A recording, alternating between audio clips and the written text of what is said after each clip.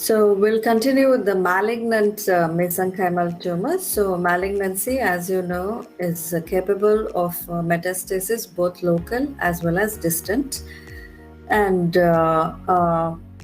in this malignant mesenchymal tumors, I told you sarcoma is the terminology when we are referring to a malignant mesenchymal tumor. We are going to discuss fibrosarcoma, osteosarcoma, chondrosarcoma, and Kaposi's sarcoma.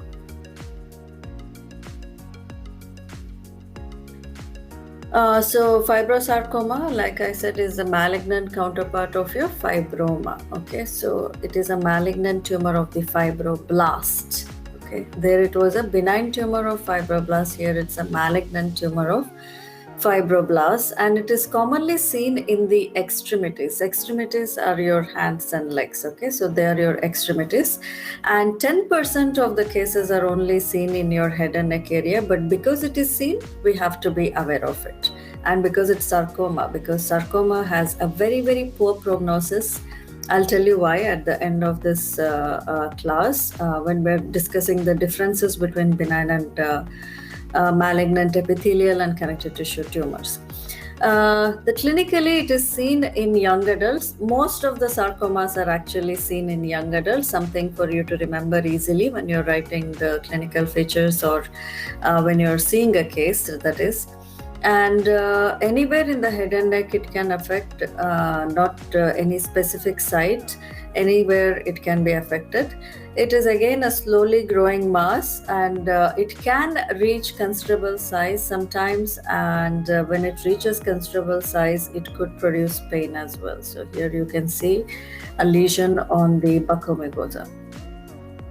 So histopathologically, there is well-differentiated fibrosarcoma and poorly differentiated fibrosarcoma. If you recollect, when we were talking about the malignant epithelial tumor, that is the squamous cell carcinoma, we also graded it. This is called as grading, okay? Grading the tumor. We need the grading because our treatment option depends on what grade of cancer it is.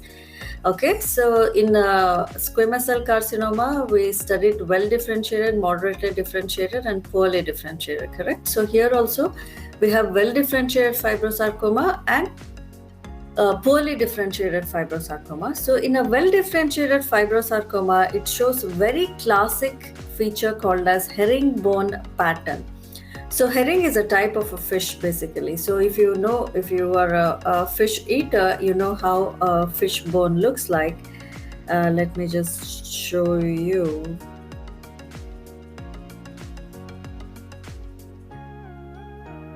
Okay.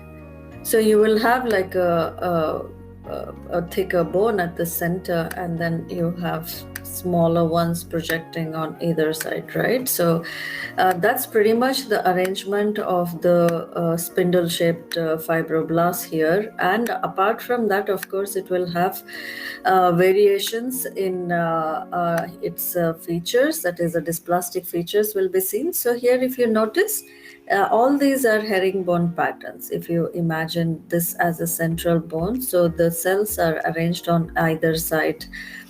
Here also, this is the bone, and you can see that the spindle cells are arranged on either side like the herringbone. Okay, so this pattern is very typical of well-differentiated fibrosarcoma, and by now, if you remember, in squamous cell carcinoma, well-differentiated will have a good prognosis because it still has structure and function very similar to the tissue of origin. That's why it's called as well-differentiated. So even structurally, it resembles the fascicles of spindle-shaped cells, that is your fibroblasts. There is less variation in the cell size and shape, that is called as a pleomorphism. Cellular pleomorphism is lesser, but of course you will see mitotic figures which are indicative that it is a sarcoma and not a benign tumor. Whereas the poorly differentiated fibrosarcoma, the cells are not spindle-shaped at all. It doesn't anymore look like a fibroblast. It has become roundish shaped and even ovoid in shape, and the organization is not regular.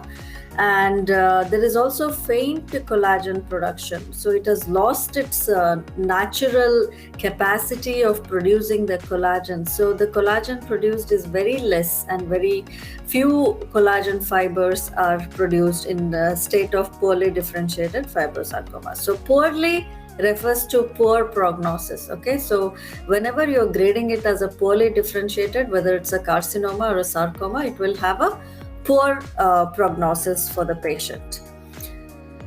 So the treatment is a wide margin of adjacent normal tissue has to be excised when you're removing the tumor, because you want to see how far the sarcoma has spread, because sarcoma spreads quite faster and it is more dangerous compared to a carcinoma.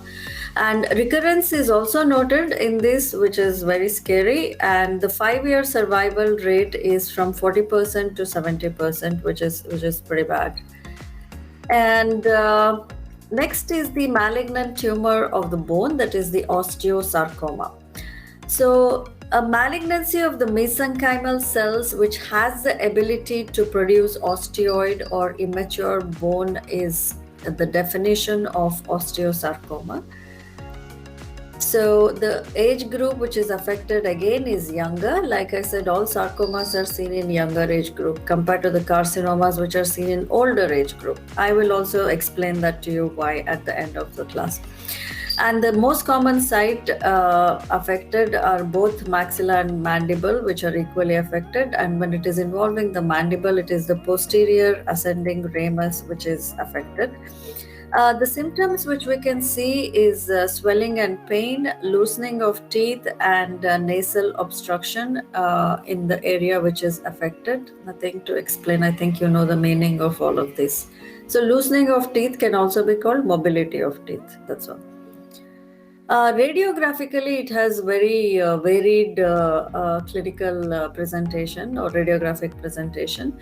So it can be either dense sclerosis, meaning it's just a lot of deposition of bone, right? That's osteosarcoma. So there is like a lot of deposition, so that is causing just sclerotic appearance in the radiograph.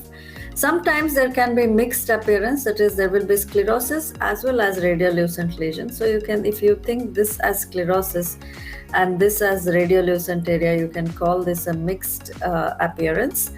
And sometimes it can be entirely radiolucent. This is when the resorption has taken over the deposition, when the bone has undergone necrosis. Basically, you will see a radiolucent area. The periphery of the lesion is ill-defined, as you can see here, and this is called as a moth-eaten appearance. And so it is quite indistinct. You cannot see the surrounding border properly. So that kind of a feature, even here, is called as moth-eaten appearance. It also shows what is called as sunburst or sunray appearance. This is the sunburst. If you see, it's like rays of sun all around the tumor. So this is the tooth which is involved, and all around it you're seeing sun ray or sunburst kind of appearance. This is because the periosteum, that is the bone, the cartilaginous bone which surrounds the cortical plate of the jaw, will show some reaction, and this is seen in about 25% of the osteosarcoma. So it's not all these are different picture. It can present with any of the picture, not necessary that any one of them is pathognomic. Another feature which we will see, especially in the early lesion, is when the lesion has just started, is the widening of the periodontal ligament space. So if you remember again, histologically, this is the lamina dura, that's the cortical plate of the alveolar bone. This is the tooth itself, and between the two, this radiolucent area which we see is the periodontal ligament space. So this is a normal tooth with the normal periodontal ligament space, whereas here as well as here you can see that the periodontal ligament space is widened. So this is another important feature of osteosarcoma radiographically. So histopathologically, we will see malignant osteoblasts. Okay, so osteoblasts, if you remember, are the cells which forms the bone, In osteosarcoma, they've become malignant, they've become dysplastic, and that's why they're laying down abnormal and excessive amount of bone. So these cells, the osteoblasts which we see here, are highly pleomorphic, meaning there is a change in the size and the shape, and the size and shape of the nuclei as well has changed. And they become more round, angular, or spindle shaped, because the shape of the osteoblast is usually oval, okay? Oval with some projections around it. But in malignancy, it changes its shape and it becomes round or angular or even spindle shaped, and the nuclear cytoplasmic changes are bizarre, whether it is the ratio between the nuclei and the cytoplasm, hyperchromatism of the nuclei, and nucleoli number. So all this will be changed in case of malignant osteoblast. This is the osteoid, that is the immature bone which is deposited by this malignant osteoblast everywhere. So when you see structures like this, they're bone, okay, hematoxyphilic slightly. This is not entirely hematoxyphilic, it is still like pinkish, so that's why it's osteoid or unmineralized bone. So these cells have direct ability to produce the osteoid, that is the unmineralized bone, but they can also produce some amount of cartilage and fibers, or the chondroid and the fibrous connective tissue. So based upon that, it is classified as 3 types. So osteoblastic osteosarcoma, where there is majority osteoblasts and they're forming your osteoid or the unmineralized bone. Later they do become mineralized. Chondroblastic osteosarcoma shows areas of deposition of cartilage. This is cartilage, if you can see here. And the fibroblastic osteosarcoma shows extensive deposition of fibers along with the bone. So these are the 3 different types. Osteoblastic, where bone deposition is predominant. Chondroblastic, where along with the bone there is also cartilage deposition. And fibroblastic, where there is also fibrous deposition. Okay, so that's the 3 different categories of histopathology of osteosarcoma. There are some etiologies which can give rise to osteosarcoma, or they can transform to osteosarcoma. One is Paget's disease of bone. We'll be studying, I think, after this, the diseases of bone. Fibrous dysplasia is also a disease of bone. Giant cell tumor is a disease of bone.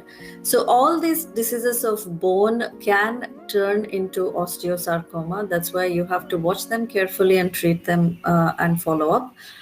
And sometimes it is also preceded by radiation therapy, because whenever you're giving radiation therapy for head and neck cancer, you're affecting the blood supply in that area, especially within the bone. So that can trigger and result in osteosarcoma. Treatment is a radical surgical excision and chemotherapy and radiotherapy. So you use a combination of all the 3 when it comes to whether carcinoma or sarcoma. Only certain lesions will have contraindication for one of these, either radio or chemotherapy.